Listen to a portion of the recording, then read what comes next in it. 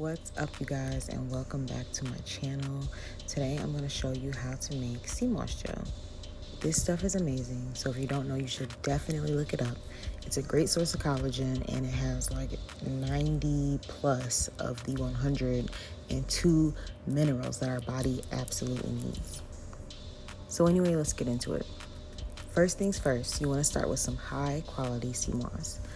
You're going to take a small handful and rinse it off thoroughly. You want to get rid of all that sand and any dirt hanging out in those cracks and crevices. After you rinse, you're going to submerge the Seamoss in spring water. Make sure it's spring water, and make sure that the Seamoss is fully covered.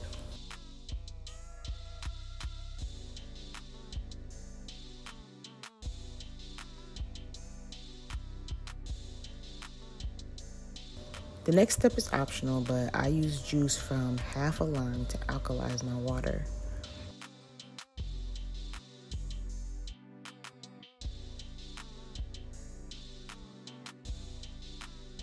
You're gonna let your Seamoss soak in that spring water for at least 4 hours, but up to 48. I soak mine for about 10. After soaking, it's time to drain.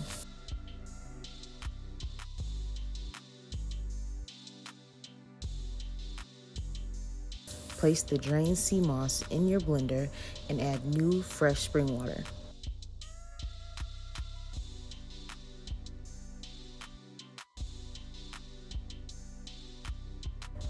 Then blend.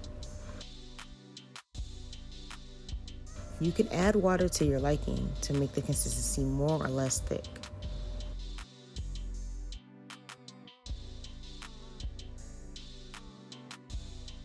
When you're done, place it in a glass jar with your lid and refrigerate.